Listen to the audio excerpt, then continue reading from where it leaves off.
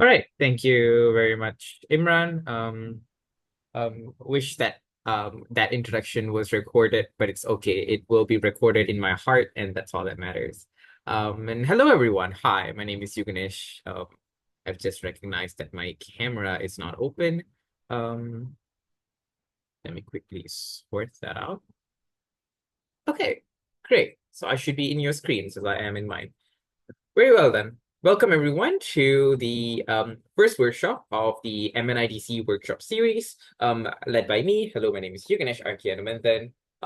Some of you may know me, and as for those who didn't, I hope that Imran's small but yet very efficient depiction would have told you who I am. In that sense, without further ado, the first segment of the workshop is going to be on prep efficiency. But before we move on to this, let's first recognize that most of you who registered yourself here, who have made yourself here, are relatively novice within the debater circuit. Either A, you've never debated before, or you have debated, but in very limited capacity, that there are still certain mistakes that you do in the basics. The workshop series that we have on the four very important topics that will be discussed, including mine of the day, are one of the most bare bones in terms of basics that you need to learn, especially for those who will be attending nationals this year. In that sense, the Nationals this year is also on British parliamentary format, which is a format that a lot of novices do struggle in.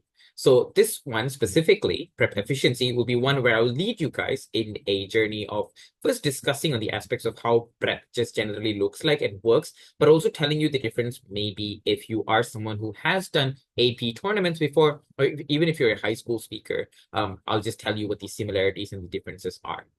Very well done. Today, we'll be learning about three things. First is just to know the importance of prep time in itself, what it entails. Then to identify the questions to ask during prep time, yourself internally, as well as to the teammate who will be participating alongside you. And then to be able to also have a speech ready when prep time in itself expires. These are the three main things that is completely necessary for you to recognize and to realize. I hope you have your pen and papers ready. I'm going to assume you will get these slides later. I can just pass it over if that's necessary. But regardless, writing them yourself is just a better way to have it mentally recognized because the Nationals is this Saturday. So, First thing then, what is prep time? In itself, for those who have done Asian parliamentary format, you would recognize that prep time lasts for 30 minutes. For those who have been a high school debater, you would probably say that prep time is for an hour. British parliamentary says neither. It says it's 15 minutes, no more or no less under the official format. But there are some caveats to this. Whilst we say that it is 15 minutes, the 15 minutes starts the moment the motion is dropped. In a physical tournament, that means you're standing in the convening hall with every other team that is attending nationals, which should be about 60 to 70 teams, and all of you will be receiving the motion on the projector that's in front of you, just to ensure that everyone gets it at the same time. Your 15-minute timer starts then. You still need to then walk to the room that you're going to, or maybe find a place that is secluded from other people that you can sit down and have a conversation. Maybe some of you have still your stationaries in your bag and you kind of need to take them out. So 15 minutes is just a suggestion. What mostly stays true to it is at an average, you get about 10 minutes minimum and slightly more extra minutes depending on how efficient you are in the way maybe you run, or maybe the lift was specifically open just for you, right? So don't get complacent thinking that 15 minutes is, a long thing. If you think it's short, recognize that in physical tournaments, this does become shorter. Prep time is also one where you're limited on the level of tech that you're able to use to an end point that you cannot use internet whatsoever. All you can come up with are stuff that you have already memorized or just things that you can think of rationally in that moment. But you're also allowed to have physical documents if you have already printed them out. But I digress. Do not just bring a bunch of newspaper headlines and just keep them, assuming that they will help. As this goes on, you might learn how and what you need to be bringing for prep time. Last thing then is to recognize that prep is where it's the first step if you want to win the debate round that you're going to. And this is something that happens mentally as well. This is the same way athletes who go to Olympics per se will be preparing themselves before the races even started, either by listening to music or just warming themselves up or just sitting in a corner just concentrating, right? Ultimately, the race has not started, but it has for them. Debate works in the same way, but the moment that the motion is released, you are already debating. whether or not you place first or last in your room depends how well you're able to prep. So knowing how to prep is the best. And that's why this is the first of the 4 workshops that you'll be going through. So a to-do list that you need to have for prep time is of 3 notes. And note that all 3 of this will also be recognized a bit longer. First, it's just on initial clarifications. No questions recognizably are stupid, which means you are allowed to ask questions of something that is within the motion that you do not necessarily understand. This is to be done to the core adjudicators who you can easily recognize by the people who will be standing at the front of the stage as they are telling you what the motion for the round is. Most of the time, the person who's holding the mic and announcing the motion is the person who made the motion. So this is the person that needs to be questioned. Within the first, I believe, 5 minutes of your prep time is where you're allowed to ask these questions. So ask them efficiently, quickly, and once you've had the answers that leads you to understand what the emotions are, you then leave. Once you've done that, next is to identify the contentions within the debate. This is where you recognize what the problem is at hand and how do you intend to solve it. It's important to note that debates aren't mere factual statements. Like, is Yugi wearing a glass? Like glasses? Yes, he is. There is no if, ands, or buts to that situation. But debate is one that happens based on opinions, which means there's always a yes and no situation to everything. Therefore, all motions have a level of contention that needs to be existing, a problem at hand that needs to be solved, and you should then recognize how that problem exists or arises within the debate, and how do you, uniquely in the position that you play in the debate, are intending to solve it. The third and the last thing that you should be doing then is to be coming up with the major arguments and then come up with analysis, examples, and whatnot further. Recognize that maybe up until this point, you would have been thinking of the arguments immediately when prep time starts. Realize that in this way, you kind of have the setups for everything ready. First is to mentally prepare yourself. Second is to allow yourself to recognize what the emotion is. And then third is where you realize what the arguments are, and then you can be able to do the analysis. Going then in depth to the first, which is initial clarifications. 4 things that you need to be doing under this. Let's focus on the first 2 for now, which is asking the core adjudicator and then considering the motion type. Recognize that not all motions are clear once read, which means misinterpretation in itself is very common and actually quite deadly as well. Because the moment you read a motion and you don't really understand what you're supposed to be debating at, or maybe you think that this is what the topic is about, and it's topic A, and then you enter the debate and you realize that everyone is speaking about topic B, and you completely miss the mark on that. This is quite common. Even the most professional and seasoned debaters also do this. Was I was in my novice stage, it was MNUDC 2023. I remember this exactly because it was the second time I made the finals. The first time was on 2022 where I won, and I was planning to win the next time again. But this time, I prepared the motion on the completely wrong side. This made it such that obviously I wasn't able to do well because I just recognized that I'm debating the completely wrong thing. So the reason behind that was because when the motion was selected, I knew that there were certain questions that I had that I needed to ask, but I was just too shy and too nervous to go and talk to the core adjudicators about this. This looked very scary, and I was just a young debater and I didn't want to engage with them or interact with them.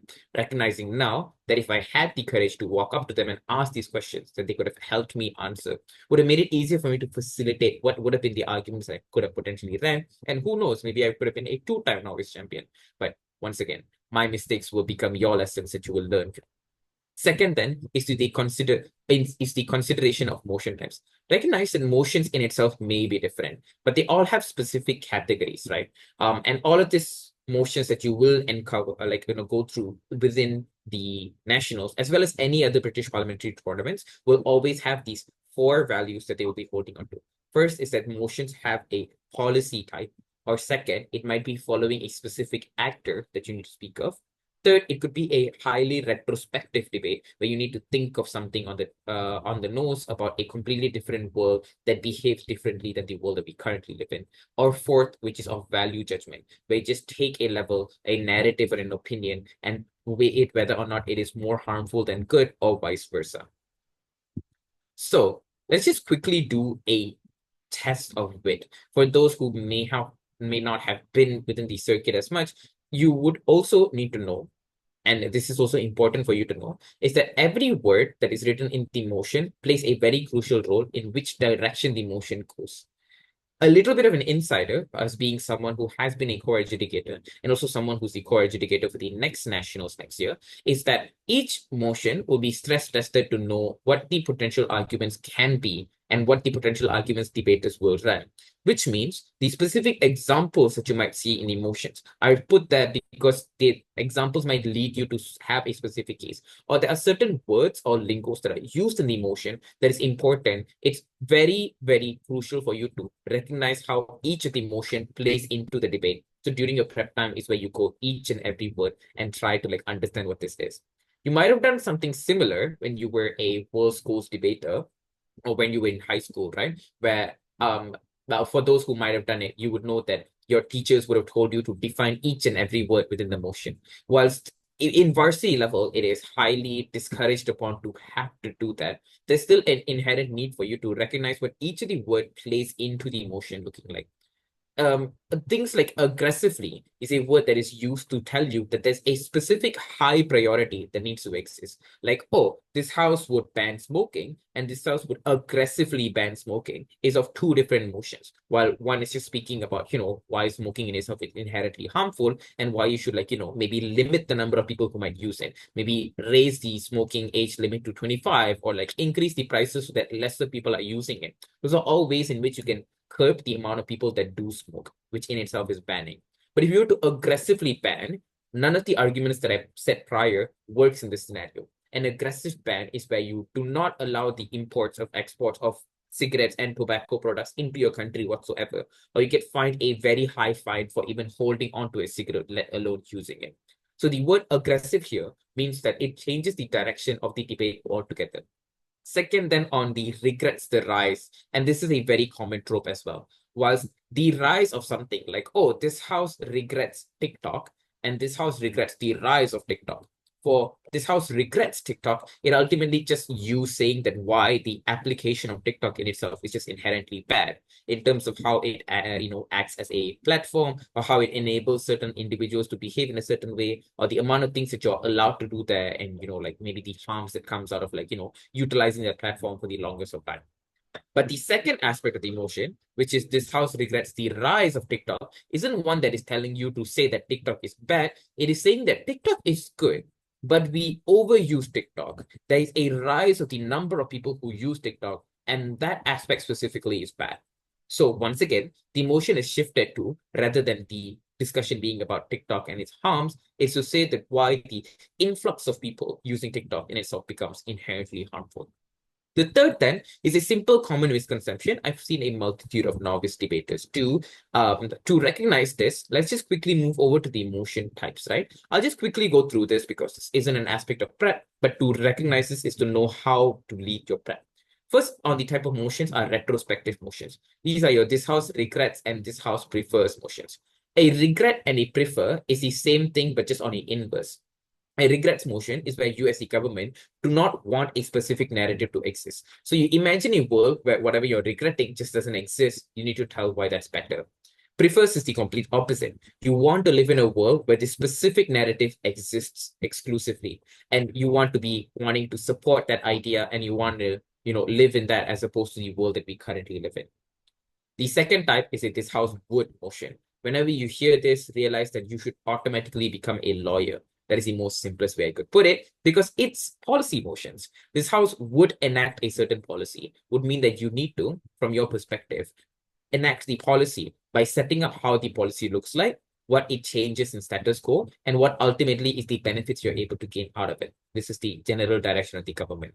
While for opposition, you just say that why inherently the policy is just bad, and you'd prefer to live in a world where that, this policy just never was a thing, and we just, ignored the policy altogether. The third of the type, this house as X, refers to X being the actor in this motion. The actor could be anyone. It could be a single individual, like, oh, this house as Imran would be, running for cap for Worlds next year. Or it could be about a nation. This house as Singapore would, become a state for Malaysia or something along those lines, right? Ultimately, it just tells you that you need to be speaking from the perspective of whoever the individual community and or organization is, your benefits need to solely reliant on them primarily. Sure, maybe secondarily it could seep into other actors, but this person is your most important. You need to engage with them. Lastly, on value judgment, or your this house supports, this house opposes, and also to some extent this house believes that, which is a DHBT motion. Supports is simple. You support a certain narrative. You tell people why you support it. If you're opposing something, you need to tell the counterfactual of what you like because you hate something. So if I say I oppose orange juice, I clearly oppose orange juice because I think mango juice is superior, right? So ultimately, that is a counterfactual government teams need to just prove, and that's how that works.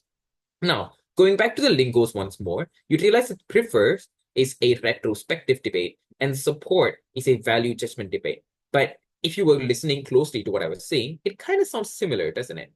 Prefers is one where a narrative has not existed dominantly in the world that you live in, and therefore you want to live in a world where it's dominant, i.e., this house prefers a world where men get pregnant over women. Clearly, a narrative that does not exist in the world that we live in, but a world that you prefer to live in. So think of it as a way that there's multiverses that exist. You just prefer to live in this specific universe as opposed to the universe that we currently live in, where the norm is that females get pregnant instead of males. The second aspect, support, is for something to exist in status quo in the world that we live in, and you just like that specific thing. Like this house supports pineapples on pizza, which is to say that that is something that already exists. You just want it to be more of the dominant narrative in the world that you currently live in. And the inverse of that would just be people saying, no, we don't want pineapples on pizza. We'd rather, not support the idea whatsoever. Last of these lingos that you might hear quite a lot in all types of these policies would be to defend status quo. Two parts to this. First, recognizing what status quo is. I'm an EFL speaker, so it took me a while to recognize this as well. Status quo just means keadaan terkini. For those who don't know Malay, it's just the common world that we live in right now, the current timeline of whatever is happening right now. So the status quo, you would say, is that, like the status quo is that Malaysia is like undergoing inflation. Or the status quo is that like the US Trump administration is like highly chaotic. Or a status quo could just be that there's like international warfare existing. The status quo could be Palestinians starving. As simple as that is to explain what is happening currently. So then, to defend status quo is for your cases to rely around the idea that you're okay with living in the world that you currently live in, and you do not want to change a single thing about it. So if someone supports more pineapples on pizzas, you say it's okay. We like the status quo where, pineapples on pizza is one out of the 18 pizzas that you could get out of Pizza Hut, and only 1 in 18% buys it. And we think that's fine. We don't need to increase those numbers.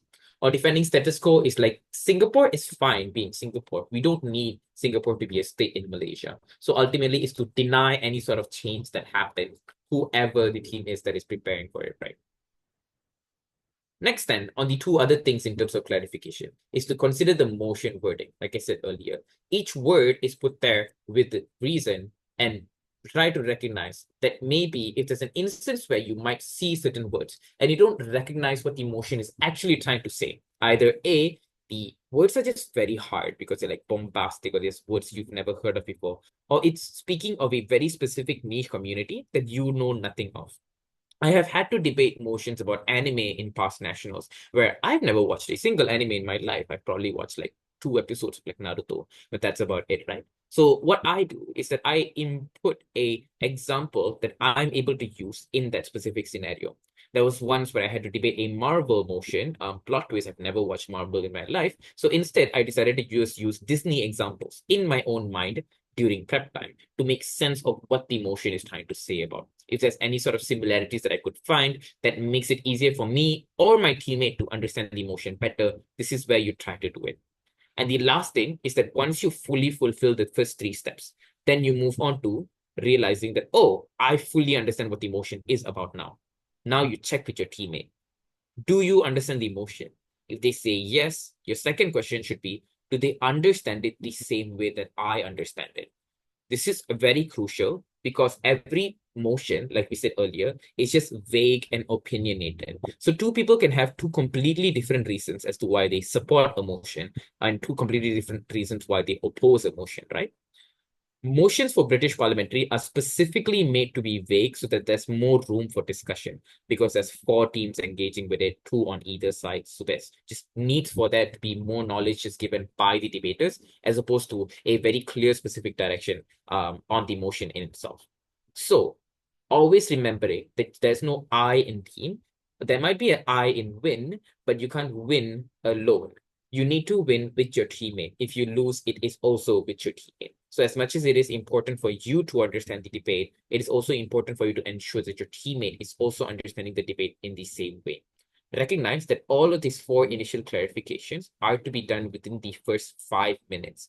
This is the most efficient that you could work with this. So if you have not gotten it down to a T, I would suggest that by now start, like just prepping motions and try to see within the first 5 minutes, are you able to fully get all of this down? Oh, I pressed the wrong thing. Okay, so next then is to identify the contentions. This happens from the 6th minute to the next 10 minutes, right? This is a simple question, which is where you ask yourself, why was this motion set? To understand the gravity of this question is to realize that this is the core reason in the debate itself. This is something that applies for almost every motion. And while sure, it's not always explicit, but every motion exists with some sort of a question in mind. The CAP member made the motion because they wanted to have a specific debate, a specific discussion to happen. Things like this house regrets the death of Charlie Kirk would have been made because the core adjudicator is someone who realizes that, oh, maybe this is something that we need to discuss. It is a very hot topic. People think that it is good that he died. Some people think that it is a bad idea for him to die in the current world. I mean, in the current status quo that we live in right now. Ultimately, it's your job as a debater to try your level best to identify what the reason behind the debate is. Once you recognize that, you realize what the problem with that reasoning is. This is the question that the judges want to see answered, i.e., this is the ways in which the metrics or the measures in which a judge sees the debate, who specifically answers the specific questions of the debate itself. Either A, it might be about how do I say this? If there is a motion that specifically speaks about economy, then clearly the question is surrounding on which side of the debate betters the economy of a specific nation. So you've recognized that is the problem that you need to solve in this scenario. So your solution should be trying to find better ways to make the economy of the country better. Whichever team that makes the better case in that sense is the one that wins in most situations, right? Because the judges want to see which team can prove that better. This is a question then debaters are expected to solve.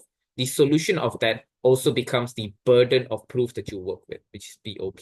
Every team entering a debate has a burden of proof. It may be different from bench to bench, but the ultimate goal of each speaker is by the end of their speeches to recognize what the burden that they have on themselves and spend the 7 minutes of their speech to prove it. Once you have done so, and you've realized that these are all the things that you've done, next, what is the clashes that are bound to happen? This should be your third question in terms of contentions. Realize that with every debate that you go through, there's always going to be something that the other person is going to say to deny your cases. No case, no matter how great of a debater you are, will go unresponded, which means there's always a contention that will be brought up. This will become a clash point. A clash is simple. You say, yes, this is how something happens. And the other person goes, no, that's not how that happens. This clearly is just a clash because you don't see eye to eye on something. The problem with this is that most novice debaters are unprepared when it comes to realizing what the contentions of a debate are going to be. So you might be good at just realizing what your arguments are. You have prepped your full 7 minutes of an argument. But then the moment either A, a POI is asked to you, or B, a speaker is responding to your case and you have to go after them, you're unsure about how to respond to these things. Or you just find it better to not respond to them at all. Or you make a weak response overall. All three of the aforementioned becomes reasons as to why a team potentially loses or places low, or even gets lower speaker scores. Either way, that's just bad when you're walking into nationals. You want to do well. So these are all things that forces you not to be able to, right? So to avoid that mentality whatsoever, and I don't want you to be the best in terms of impromptu to just immediately think of a response on the moment. The best you can do then is to just ensure that you think of the clashes that are bound to happen initially. How do you then think of potential clashes? These are three ways you could do that. First is a clash that will happen on the context. You will define the world to be in, like context A, and the other team will say that no, the world is built in context B. One of you is getting your backstory wrong. And it clearly isn't you, because as debaters, you should have some level of self-inflated ego and to be slightly narcissistic to be able to sustain in the debating circuit, right? Which tells you that the case that you ran is the correct one.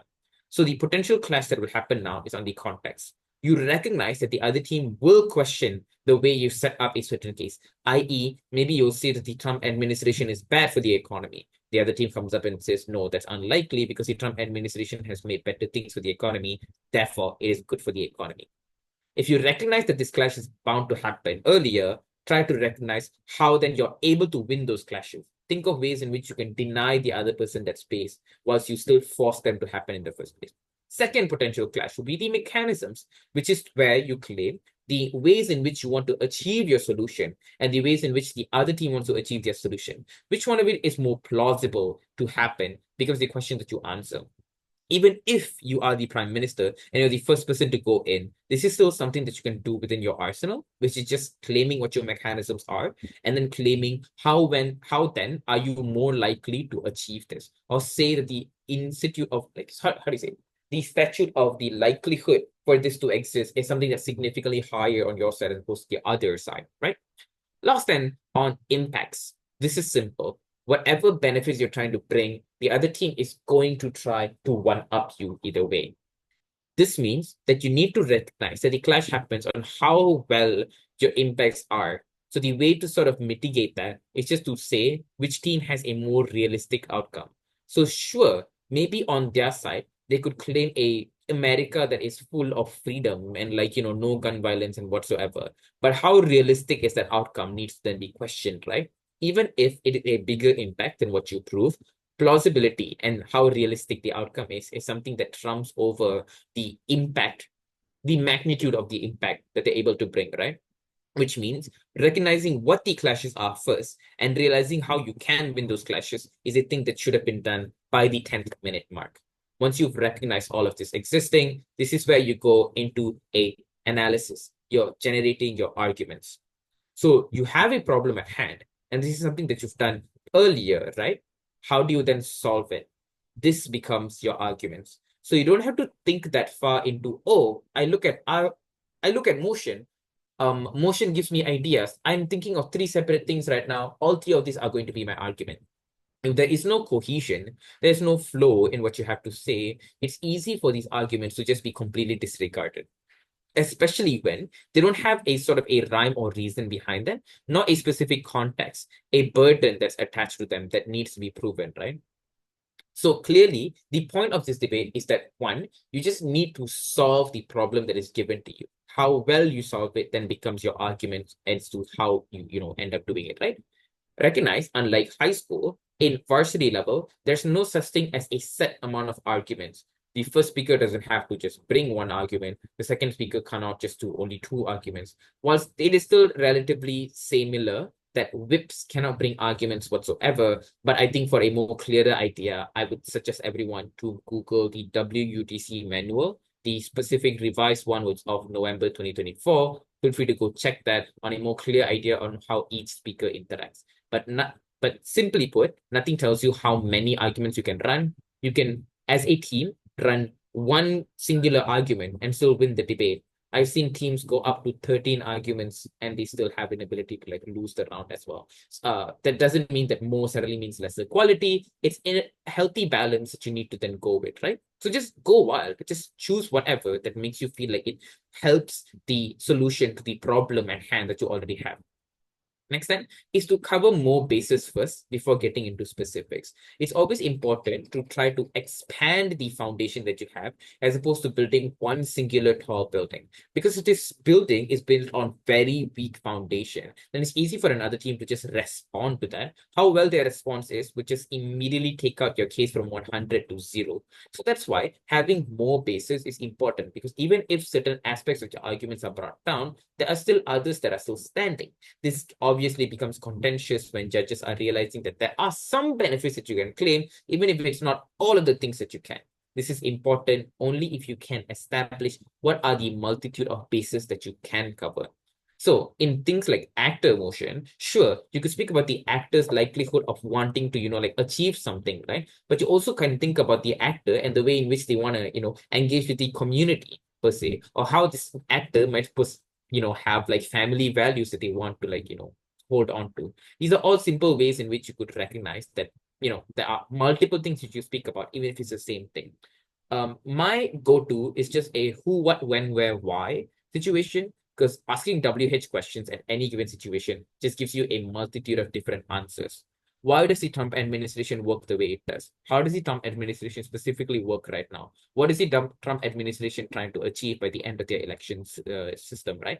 Ultimately gives you answers in which to recognize what is the problem and how expensive the problem is in terms of how many solutions you could bring up from that problem. So it becomes a trickle down that just becomes bigger and bigger and bigger. By the end, you have an argument that covers a lot of aspects, which makes it harder for another team to respond to you. If you have been in a situation where you've went against a better team than you, and they do this, and you feel like you do not know what to respond to, this is exactly what you should treat other debaters as well. Because to cover more bases is just simply that, right? But in all of this, always remember, you should try to never forget the winning metric in all of this. The winning metric is just a clear thing that you set up, saying that this is what's most important within this debate. This is what I would specifically want to listen to, right? It's just easier ways for you to try to analyze things. But if this is a motion that you are more knowledgeable than your partner in, right? Then the simplest thing that I would personally do as well is just feed them the case, tell them and explain to them what the arguments are going to be like. Simple reasons behind it is because you understand the case more better than them, which means you have an ability to think on the spot if it's necessary, but they might not be able to. Like I said, it is a team competition and you can only win as a team and you lose as a team as well. So ensuring that both of you have, a level of comfort walking into the debate room is very important. Mentally preparing to win the room. So ensure that you can easily just prep this person for that 15 minutes, give them the arguments, and you tell them, don't worry about me. I can think of something on the spot. And then you just think of something on the spot as it's going on. Or maybe you just spend the rest of your speech just being more responsive, or maybe extending on to the other debater because you wanted to extend certain things maybe they've left out and you think it's important to bring in the speech. Like I said, there's no inherently rigid structure or formula to follow in terms of what you can and cannot say in a speech. So just, go wild. But always make sure it aligns with the burden that you carry as a team, so as to try to prove it at the end of your 7 minutes as well. Next then, how does BP prep differ specifically towards Asian parliamentary, right? In Asian parliamentary, to prep is simple. If your government, support the motion. If you're not, don't support it. But when it comes to just the way in which British parliamentary has 4 specific teams, it does become slightly more different.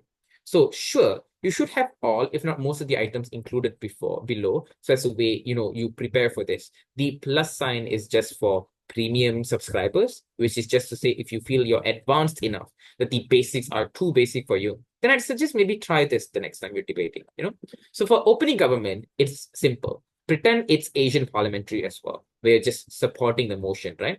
Set up the debate just properly, which is what the first speaker is supposed to do, and then run all the generic arguments that you can. When I say generic, this isn't meant to be derogatory in a way, right? Or sort of diminishing to the fact that the word generic just means basic. Basic arguments are arguments that you immediately think of when someone is telling you a specific topic. So when I say ban smoking, you think smoking is to be banned because it's injurious to your health. It's bad from an economic perspective. Ultimately things like this that you will immediately think of. So all of the things that you immediately think of are arguments that you as opening government should run. This is the most simplistic case. This is the most easiest to understand, and it's the most easiest to develop, given that you're the first person to speak in the room after 15 minutes has expired, and everyone else still has time to prepare their speech as you're speaking. So it's best for you to just have the safest route out to ensure that the 7 minutes that you have is still efficient. It's just generic. When it comes to being more advanced, is where you take every generic argument that you could think of and just speed run through them in the 14 minutes that you and your second speaker has had. Dump all the generic matter in the prime minister, deputy prime minister, then comes up with more cases that they could say. All of this is because the more government cases that you run, the less government cases you're giving to closing government to run specifically. And that's, a very scummy way, but hey, we call it strategy. And at the end of the day, you pay for your slot to come to nationals. You deserve the right to win, even if it means you're just blocking off another team's ability to win. Because unfortunately, there is no world in which debate is where all four teams win. So someone has to lose, but it better not be you, because you signed up for this workshop, and I have to make sure that you don't lose, because that looks bad on my CV. Next, then, moving on to opening opposition. If you are the leader of opposition, continue as normal as you would as a leader of opposition for Asian parliamentary as well. Just that, don't forget to respond effectively. Because if you do not respond to the opening government case to the best of your extent, the closing opposition will do it on behalf of you, and they will get the credit for being more responsive than you, and you will rank lower than them. This is bad. Even if your opening government team is just very great, find things that you are able to understand and respond to those, because not responding is worse than having a bad response. If you want a more premium version, is where you do the same thing which you did in sort of what opening government does, which is where you just matter dump in LO. Matter dump is a lingo that like debaters use to just say that I'm going to think of every single argument that could be potentially ran, and I will just speak on each argument for just 30 seconds. I could try to think of like an example right now, but obviously just take some time, and I'm just someone who just never matter dumps, because it really depends on how well the judges are able to catch what you're saying, and most matter dumpers usually do tend to speak fast, which is a very Asian thing to do. Note that your judges are human too. They might not be able to fully understand or listen to what you're saying. So just be careful when you're doing all of those stuff, right? But at the same time, then run all alternatives then on deputy leader of opposition. An alternative is where you say that like, oh, the government team is wrong and it's false and it's non-beneficial, right? Instead, our side has the better case. Either you defend the status quo, or you bring up a counterfactual or a counter narrative, an alternative to what is existing on the opening government side as your case. But the more you bring in, the lesser you give CO to bring something. So if it's a motion type, like this house opposes, where you kind of have to bring a counter narrative. Sorry, this house supports, and you have to bring a counter narrative in opening opposition and closing opposition. If you take more, closing opposition has no choice but to take one of yours as well, which would deem them to be derivative, which means you can win over them. So yippee, you at the very least win over one team by the end of your speech. And that's the best you could do. Because the unique thing about opening opposition and opening government are their opening benches, which means you have first movers advantage. What you say first is what clings with the judges. Even if someone says it better after you, they're just using better words to make it like, sound more flowery, right? You still get the point for being the first one to bring it up. And so in most cases, you will be credited for it.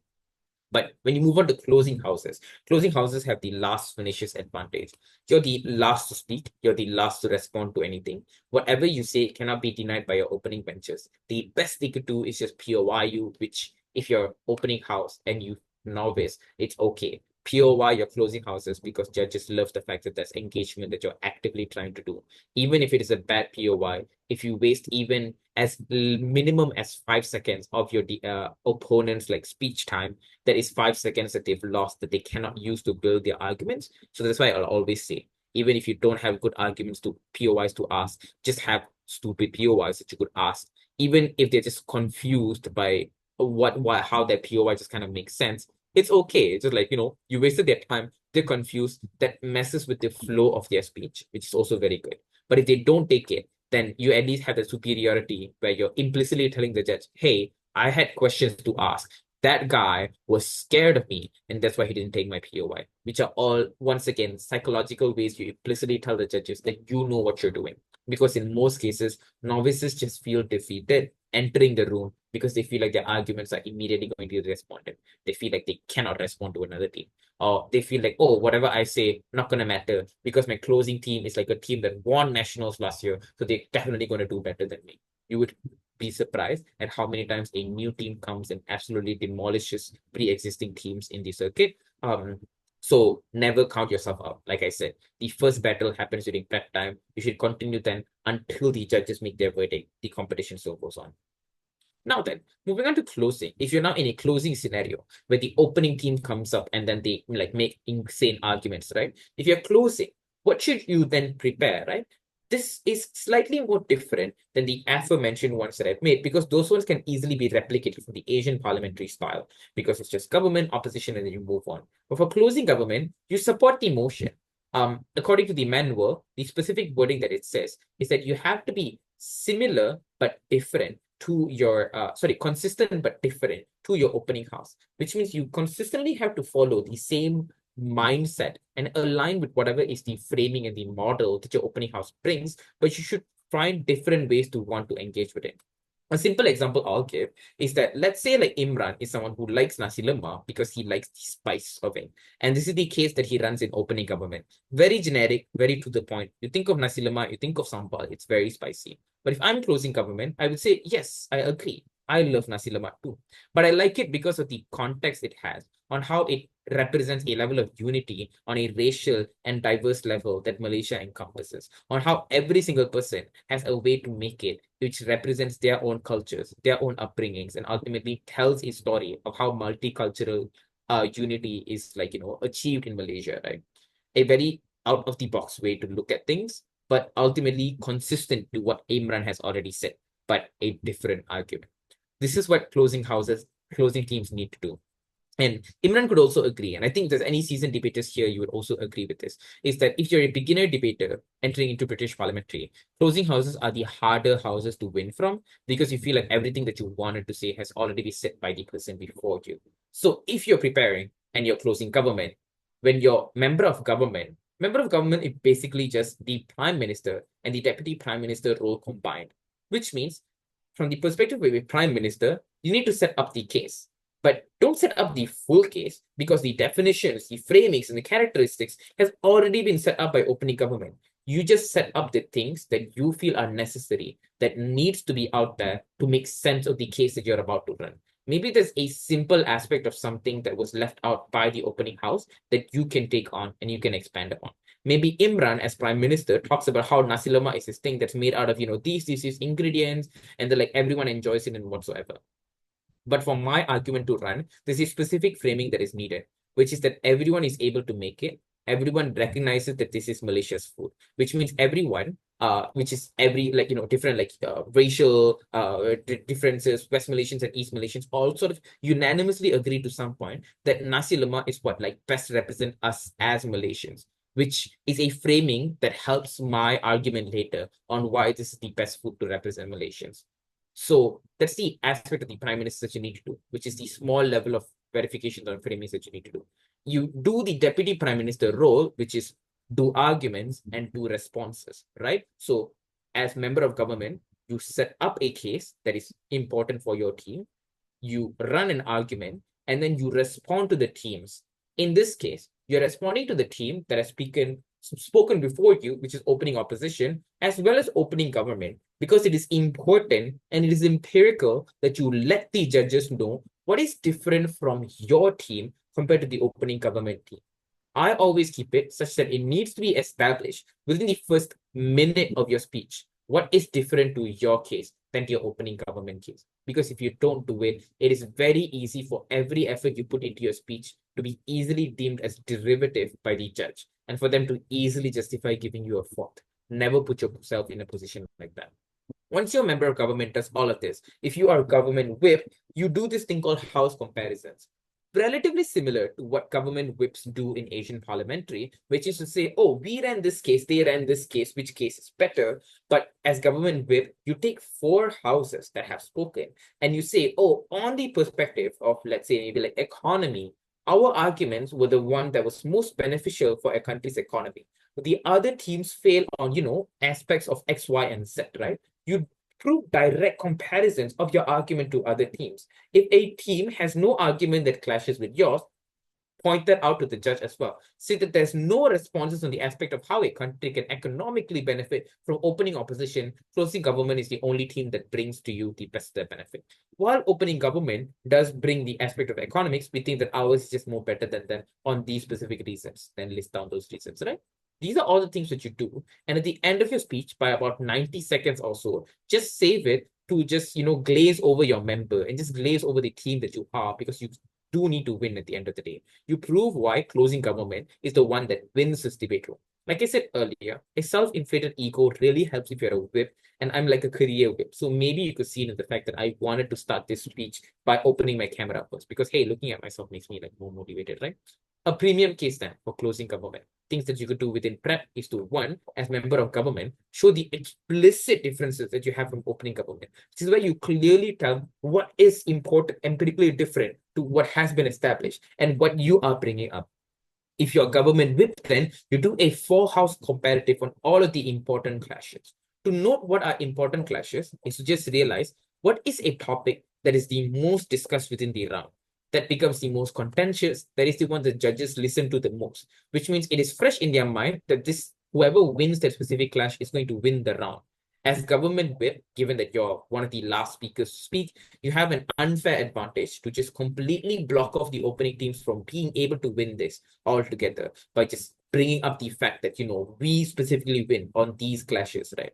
Maybe it could be a simple clash of who better protects stakeholders, a very contentious thing that happens on almost all motions. So whenever I don't have like a specific class that I can go to, I'll usually just use this, because 95% of the time, there's always a stakeholder that needs to be like, benefited, right? So you always say that your case is the one that ironically, like, uniquely like benefits them. So now, moving on to closing opposition, mostly similar to closing government, right? But it's important for you to try to stand out from opening opposition. But by doing so, you should ensure that you're not oversteering the existing context. This means you cannot just come up with something completely out of the gate, because one, it's just too late to try to force a narrative. And it is also within judges' manuals that they don't take any sort of like extreme deviations from the current cases to be something that's true, because it's very hard for other teams to engage with it. So no matter how great the arguments are, it becomes credited less because we cannot see how well other teams would have engaged with the arguments in the first place. But if you're a very good debater, then I tell you to oversteer the context as much as possible, because by the time closing opposition starts speaking, almost an hour has elapsed. Everyone is sleepy, it is boring, and you realize that there's also no background music playing in debate rooms. People genuinely get tired by the end that this is your turn to speak. The only way that you could stand out is to come up with a starting sentence that completely is unique and is different and was something that nobody else was able to realize. This is as simple as doing a motion where someone is saying about how past in itself should continue to be an extreme like Islamic party, which is like one of the motions at Nationals finals. I believe it was 2023 MNUDC. No, MNIDC. 2023. 2020. Yeah, 2023. So the teams would just be like, oh, past should stay extreme, and that's fine. The other sets would say past shouldn't stay extreme, they should become moderate. As a closing opposition house, you could just come up and be like, guys, past is not extreme in the status quo.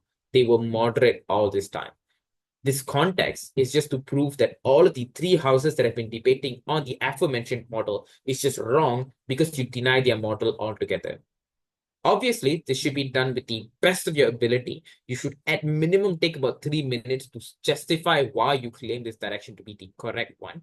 And your opposition whip should also justify the contention to be that way on why the context that you're bringing is one that's far more better and far more realistic, more true to the spirit of the motion than what has been debated up until this point. This is also something that a lot of teams do just because, one, it's better to take risks as closing, because what do you say by trying to play safe? Opening houses usually play safe. As closing, it's your point to try to go, like a step further. And this is even as simple as in a motion that regrets the death of Charlie Kirk, you deny the fact that Charlie Kirk was a bad person because he is just believing in his ideology. If you do not allow for his ideology to prosper, you're just against freedom of speech, which means you're no better than the person who's being, racist and homophobic on the other side, right? Because it's just the same spectrum, just mirrored, right? These are all ways in which you sort of take a riskier stance. But the high risk then comes with a high reward if you are able to prove it to the best of your level. Obviously, this all comes with a level of practice that sure, 4 days would be able to be sufficient, in my personal opinion, for you to get this. So the premium ones are to be taken with a grain of salt. For it to work, you need to be a better debater on technicality.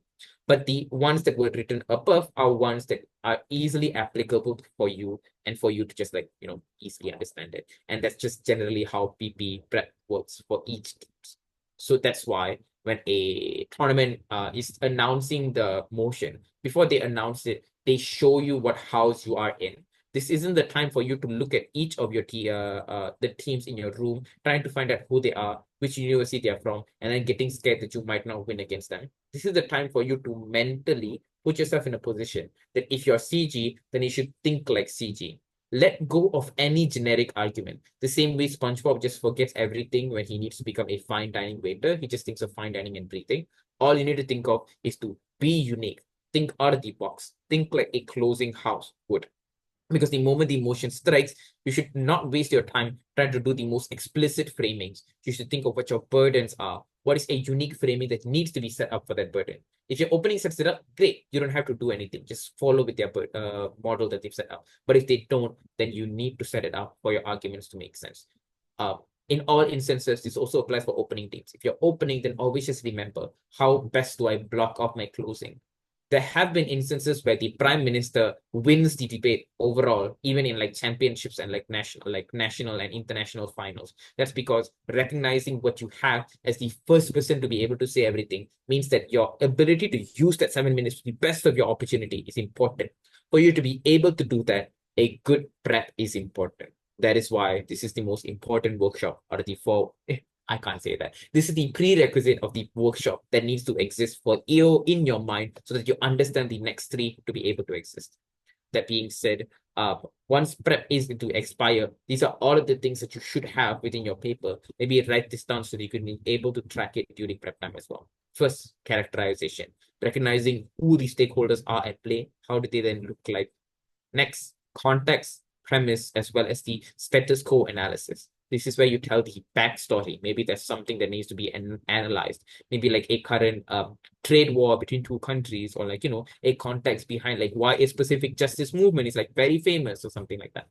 A premise to the debate that exists, as well as just analyzing what the current status quo is. Next is just recognizing what the burdens of proof are that you have, mechanizing the solutions for that burden of proof. Then slightly debate premium subscription would tell you that you could easily also have a winning metric pre-established before the prep time exists. Once that is done, think of preemptions, ways in which you recognize what the case from the other team is going to be and how well you're able to block yourself from, like the damage that they're able to bring. You think of an argument that they might potentially bring, it's easier for you because it doesn't take you by surprise when they run that argument. You already know how to respond to it. You have already thought of a POI against it, so that's expected. And last, but also quite important, is to have arguments, if you're like, able to bring up more than one by the end of the 15 minutes. That should be all from me. Thank you everyone for your time. I suppose there are questions. If there are any, feel free to just just ask me, I suppose. Q&A session opens now. Also, please hydrate. Debate just takes everything out of, just sucks the moisture out of your body. Just bring a bottle of water, hydrate yourself during prep time even.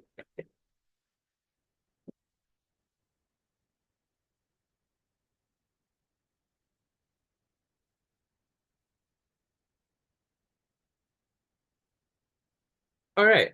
If there are no other questions to ask, I will just, I'm running to 9:01 right now. We started at 8:05, so I'll keep the call open for 4 more minutes for anyone who'd like to ask a question. Feel free to write it down on chat or just ask me. I see a question. What does the team do during prep if both teammates are clueless on emotion in an IR motion? Oh, that's actually a very perfect question, right? There will always be instances where you might not know something, maybe because it's, bad. I also don't cry. Like, that's a very Imran thing to do. But also I do it as well. But hey, I turned out well. So you could too. Is to, in my personal opinion, an advice that I could give is just stick to the basics, trying to be technical, which is to analyze what this motion stands for. I do this because there might be instances where like I have to defend Gotabaya Rajapaksa and his decisions as to why like Sri Lanka is now like bankrupt in the eyes of the World Bank, right? No clue that this man existed, but I'm in the position where I have to defend this man. Rather than thinking of what the niche instruments are in this scenario, the relations that Sri Lanka has to other countries, or the fact that who this individual is specifically, whilst having those is just good because speculative knowledge can be used as beneficial evidence. All you can do is just work on your technique.